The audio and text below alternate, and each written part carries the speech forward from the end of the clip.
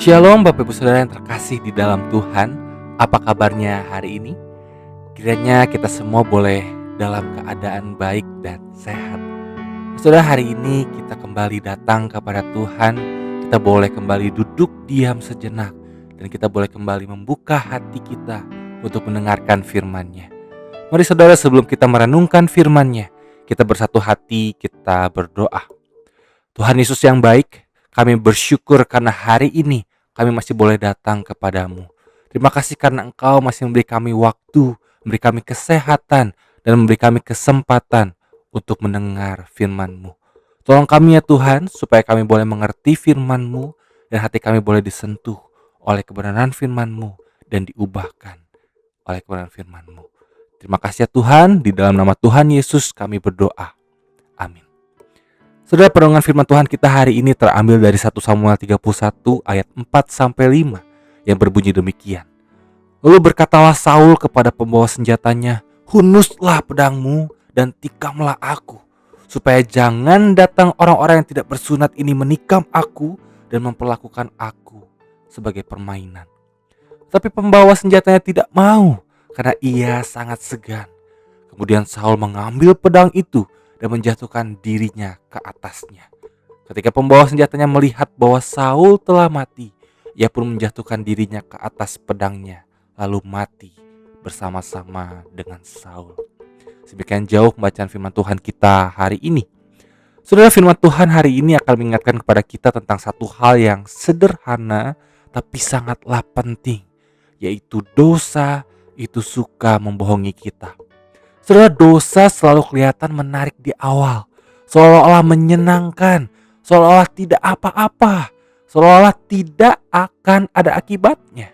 Dosa seperti berjanji, gak apa-apa, ini tidak akan merusak hidupmu. Tapi pada akhirnya, dosa tidak pernah menepati janjinya. Dosa justru membawa kita kepada kehancuran. Dan kita bisa melihat hal itu dengan sangat jelas dalam kehidupan Raja Saul. Kalau kita boleh mengingat, saudara, Saul ini awalnya dipilih Tuhan. Dia diurapi menjadi raja pertama Israel. Hidupnya dimulai dengan baik. Tapi lama-lama Saul mulai tidak taat kepada Tuhan. Dia mulai mengikuti pikirannya sendiri. Dia mulai merasa bisa untuk mengatur hidupnya tanpa Tuhan. Dan apa yang terjadi di akhir hidupnya, saudara, sangat menyedihkan. Dia kalah dalam peperangan, anak-anaknya mati, dan akhirnya dia mengakhiri hidupnya sendiri. Saudara, ini bukan sekedar cerita sedih yang tercatat dalam Alkitab kita, tapi ini adalah sebuah peringatan yang Tuhan berikan kepada kita karena Dia mengasihi kita.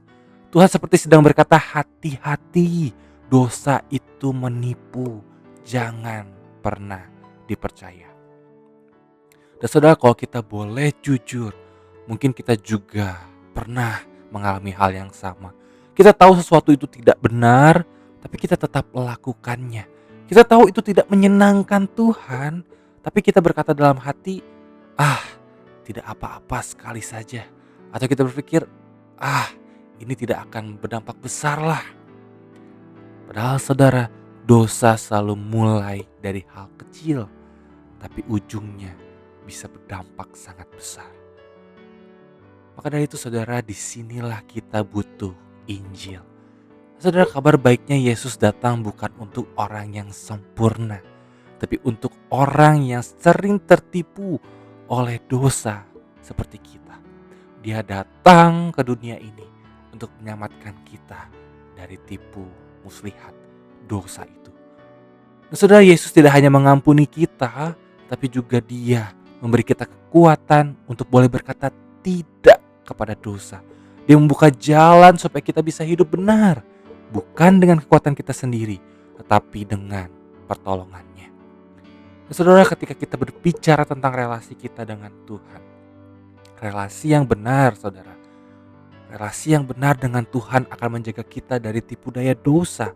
Kalau kita dekat dengan Tuhan, kita akan lebih peka, kita akan lebih cepat sadar, kita akan lebih cepat kembali ketika kita mulai menyimpang daripada jalan kebenaran.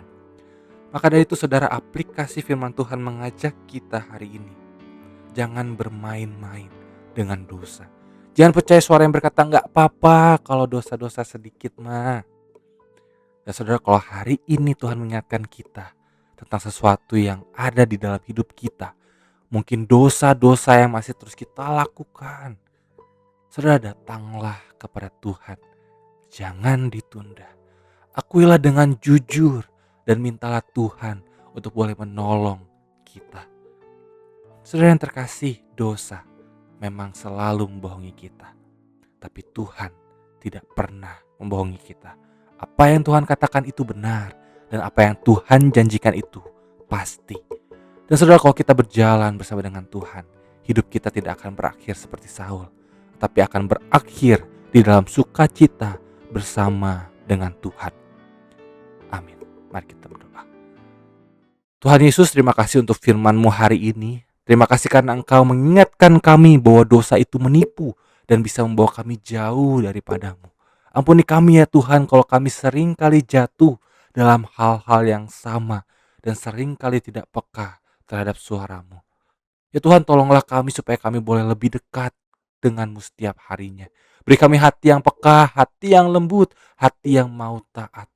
Kuatkan kami ya Tuhan untuk boleh berkata tidak kepada dosa dan iya kepada kehendak-Mu. Terima kasih ya Tuhan, tolonglah kami pribadi lepas pribadi.